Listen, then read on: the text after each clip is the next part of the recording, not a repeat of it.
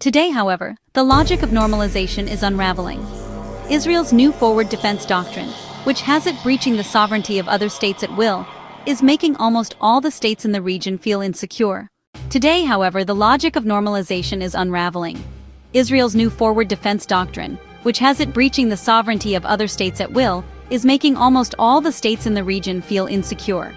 The devastating war in Gaza, the expansion of Israeli settlements in the West Bank, often justified with religious rhetoric, Israel's uncompromising approach in Lebanon, and its repeated strikes in Syria and encroachment into Syrian territory, have turned the maintenance of formal ties with Israel into a political and strategic liability for Arab governments. Indeed, Israeli actions have provoked such outrage across the Arab world that any form of visible alignment with Israel has become a direct threat to the legitimacy and security of regimes. According to an analysis of recent surveys by the research group Arab Barometer, public backing for normalization with Israel remains extremely low across the region, with no country exceeding 13% support, and Morocco dropping from 31% in 2022 to just 13% in 2023 after the October 7 attacks. Saudi Arabia, once under intense American pressure to normalize relations with Israel, now hesitates not only because of domestic risks, but also because of doubts over Israel's reliability as a strategic partner, given the range of aggressive Israeli actions in recent years. The United Arab Emirates, once Israel's closest ally in the Gulf, has paid reputational costs among the publics of Arab and Muslim countries for defending the Abraham Accords, even as Israeli leaders openly discuss the depopulation of Gaza and the potential annexation of the West Bank. After Israel's strike on Hamas, negotiators in Doha, Qatar has positioned itself as the principal Arab critic of Israeli policy in Gaza. Kuwait and Oman remain aloof and wary of being drawn into any association with Israel that could undermine the domestic legitimacy of their governments, antagonize their publics, or complicate their careful regional balancing strategies. Israel, once imagined by some Gulf and U.S. policymakers as a potential pillar of Gulf security, is now seen as a liability and a destabilizing threat. Israel has turned former partners into wary adversaries. Subscribe. Turkey's reversal is equally striking. For years, Ankara condemned Israel's treatment of the Palestinians, but did not treat it as a direct security rival. Israel, for its part, did not overtly seek to antagonize Turkey in geopolitical and security matters. During a 2020 standoff between Greece and Turkey in the eastern Mediterranean, Israel took a far less confrontational stance toward Turkey than did Egypt and a slew of European countries. During the 2023 war between Azerbaijan and Armenia, both Israel and Turkey supported Azerbaijan and provided its military with equipment. Israeli President Isaac Herzog paid an official visit to Ankara in 2022, and only weeks before October 7, Turkish President Tayyip Erdogan and Israeli Prime Minister Benjamin Netanyahu met on the sidelines of the UN General Assembly in New York, exploring potential energy cooperation in the eastern Mediterranean.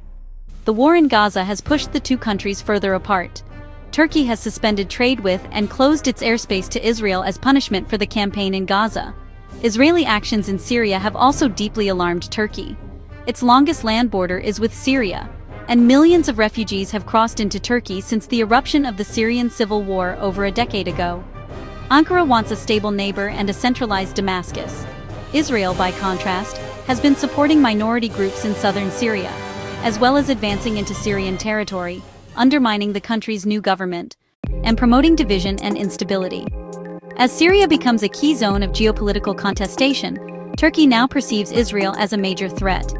Looking elsewhere, Israel's revisionism and aggression are also accelerating militarization and a diversification in defense strategies across the region. States are drawing lessons from these 2 years of conflict, including the poor performance of Russian weaponry in the conflict between Iran and Israel, and the political and security constraints that come with reliance on American weapon systems. Governments are hedging by investing in indigenous capabilities and diversifying their suppliers.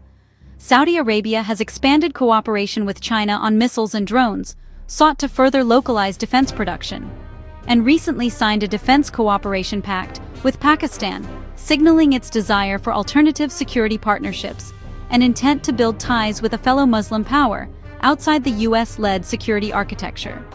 The United Arab Emirates has purchased French fighter jets and partnered with South Korea on missile defense and nuclear energy, strengthening its technological capacities while reducing its dependence on the United States. Qatar and Kuwait have respectively acquired Eurofighter Typhoons from the United Kingdom and Italy, embedding themselves further in European security networks. Gulf countries are all buying cost-effective Turkish drones. For its part, Turkey unveiled its Steel Dome integrated air defense system in August, comparable to Israel's Iron Dome system of anti-missile defense, suggesting a doctrinal shift in which Turkish planners now feel obliged to measure their capacities against Israel's. This widening network of partnerships leaves shrinking space for Israel. Regional initiatives such as the Abraham Accords, the India-Middle East-Europe Economic Corridor, a US-backed trade and connectivity project linking India, the Middle East, and Europe, the Negev Summit, a regional security forum that brought Israel together with Arab and Western partners, and I2U2, grouping India, Israel, the United Arab Emirates, and the United States for technological and economic cooperation, were designed to build a new order rooted in Arab-Israeli cooperation under American supervision. The goal was to bind Arab states to Israel, exclude Turkey, and contain Iran.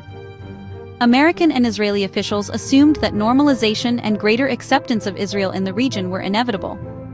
That vision is collapsing.